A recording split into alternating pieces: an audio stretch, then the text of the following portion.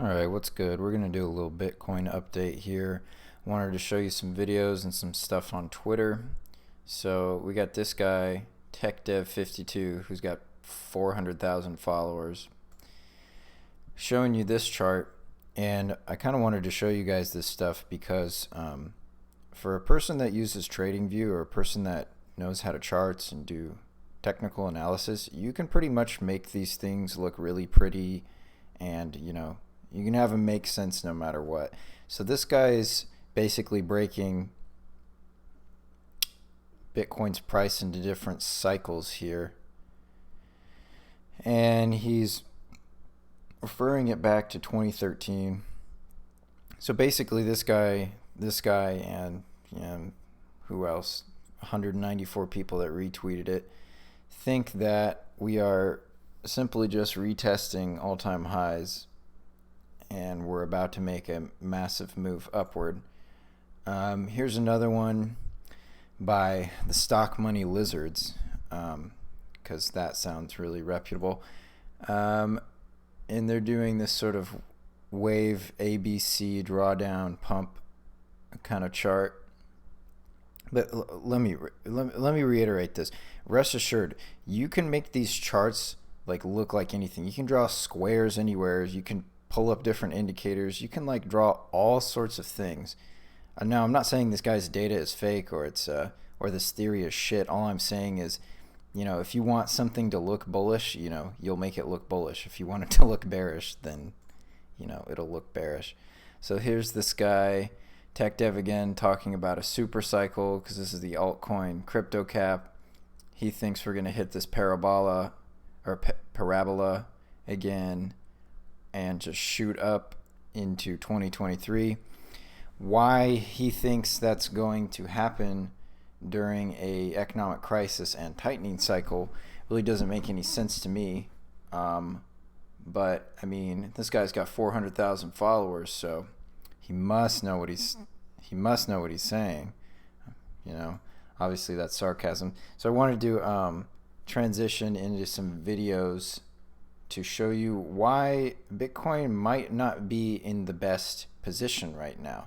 So I don't think I'll even play this one. You have huge lockdowns going on in China right now, okay? Most of the semiconductors that are made for Bitcoin miners are made in China. So if the difficulty rate is increasing on Bitcoin, which it does every 4 years, it's not going to change for a while, but it's still pretty difficult right now. You've got China locked up completely. They're basically shut down. They haven't really, been doing stuff since the start of the pandemic. Here's another one. So Taiwan over here, China really doesn't like them. They want to reintegrate them back into the communist state, and Taiwan wants to be their own place. So this place in Taiwan, this company called TSMC, is a huge manufacturer of semiconductors. And essentially what Joe Biden did, not to Taiwan, but what Joe Biden said to engineers, at least U.S. engineers in China, was that they have to forfeit their jobs, return back to the United States, or lose their American citizenship. And personally, I don't know many Americans that would willingly forfeit their citizenship to live in a communist country, okay? So there's just another reason as to why Bitcoin miners themselves might be experiencing some product shortages in terms of how many miners are being made, because they all use semiconductors from the same place. And right now China is trying to attack Taiwan, which is where this TSMC is at. So maybe let's play this for a little. For Taiwan semiconductor manufacturing company, Korea's Samsung and Japan are also essential. And then there is China, the world's third largest chip maker. However, it must be noted here that China produces almost exclusively the lowest complexity semiconductors. Nevertheless, it's one level. In order to manufacture an integrated circuit, suitable, extremely complex machines are needed. Yeah, so the base layer for all semiconductor stuff is made in China, and then they get sent to other manufacturing facilities throughout the world to to be created into more complex circuits, it seems. Then I also wanted to touch on energy. So right now, USA and OPEC are kind of having a little bit of a war. And why is energy relevant to the price of Bitcoin? Well, not only do you have semiconductor shortages, you have rising costs of energy. Now, to create a Bitcoin, you have to have basically a very specific computer. They don't look like this, but you have to have a super specific computer called an ASIC to mine the Bitcoin. So what do you think is going to happen to the productivity of Bitcoin if the price of energy is rising, if USA is waging a war with the Saudis for oil, which oil is energy? Coal is like illegal to use now, and we're trying to transition into renewables. That doesn't just happen overnight. So you got an active energy war.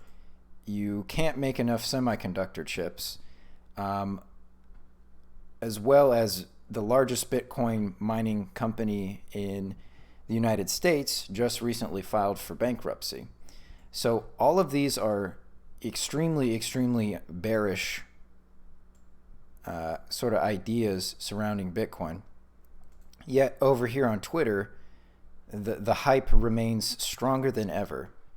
I hate to say that these guys might be boltards, but if that's what it takes, I don't want to be, I don't really want to be an asshole, but thinking that your thing is going to pump while we're literally in an economic crisis is pretty funny to me. It's pretty silly. So if you pay attention to Bitcoin at all, you'll see those logarithmic growth charts, and you'll see a line going up from inception. Now this chart is Bitcoin divided by the NASDAQ. Why are we dividing it by the NASDAQ? Well, the NASDAQ is a basket of tech stocks that are high beta assets like Bitcoin. Okay, there's a little bit of speculative nature to assets in the NASDAQ. Now, originally, you were following this trend line very, very well. You were making consistent gains over the NASDAQ. See, I had this Bitcoin over NASDAQ plus 3,400% in the past 8 years. That is just hugely outperforming tech stocks. But what did you just do? The trend is your friend until the end, my friends. You just broke this big old line all the way back here, okay? Now, I think it's because we're in a global economic financial reset, yada, yada, yada.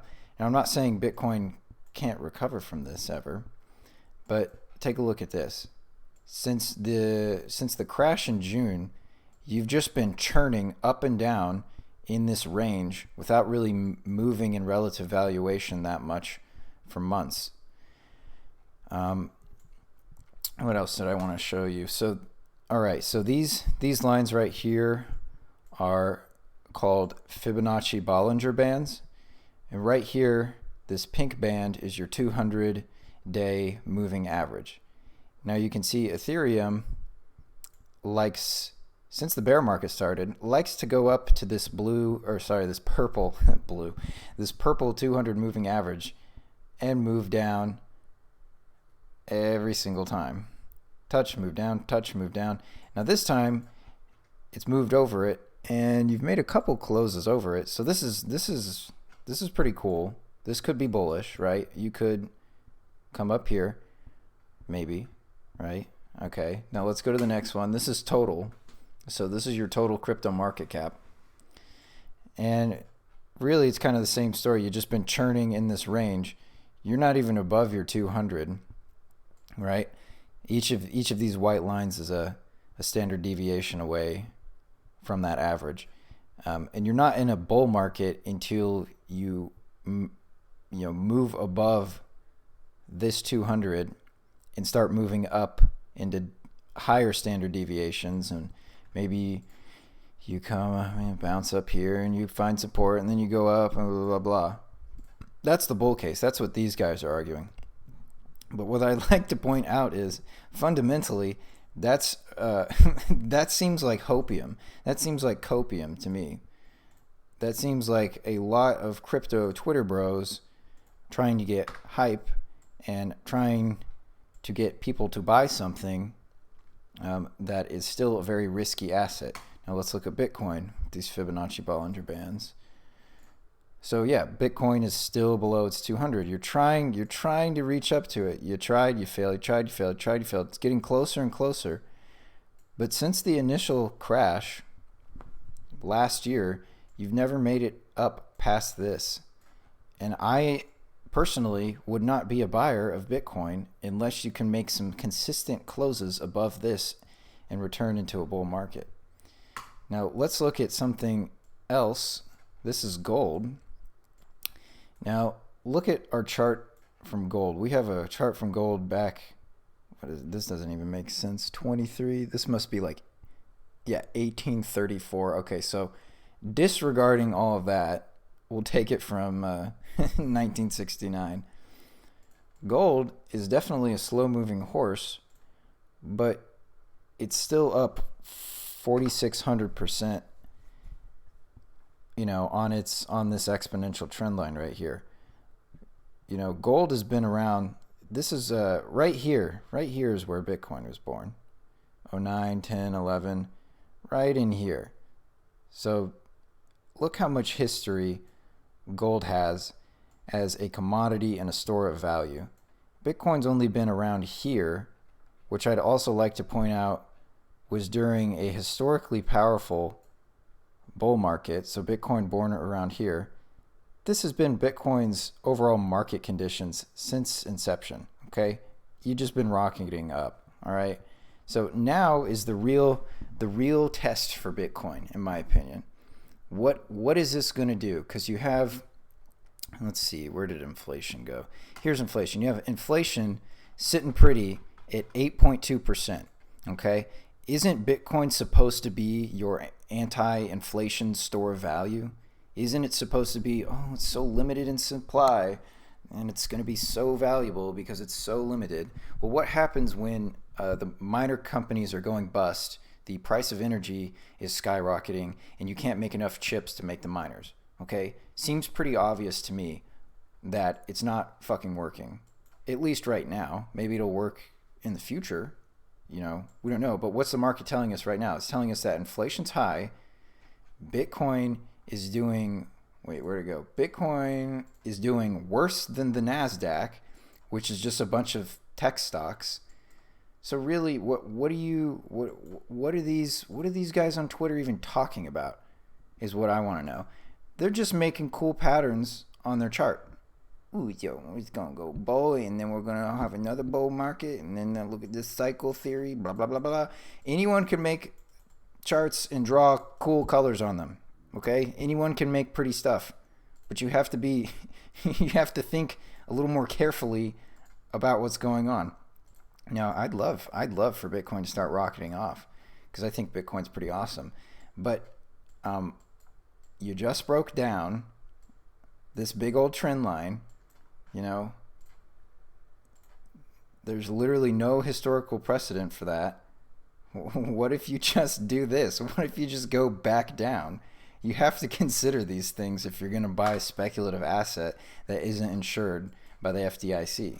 Okay, right now, during this whole period, you should have just been in a NASDAQ ETF instead of Bitcoin.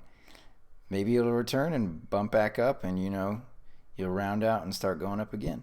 But right now, that's not really the case. So I just wanted to share that with you guys, kind of debunk some stuff about Bitcoin, because you got hype beasts on Twitter that will pretty much say anything to get likes, because attention is a currency. And the more you say something's about to pump, the more you appeal to someone's greed, and the more, you know what I'm trying to say. You know what I'm trying to say. Anyways, this is an interesting book. Go read that if you have time. I'm sure you can find a PDF of it somewhere. It basically goes on to show the secret world of banknote printing. Wow, I just read the title. Anyways, this is obviously totally unscripted. So I think I'll just end it there. Peace.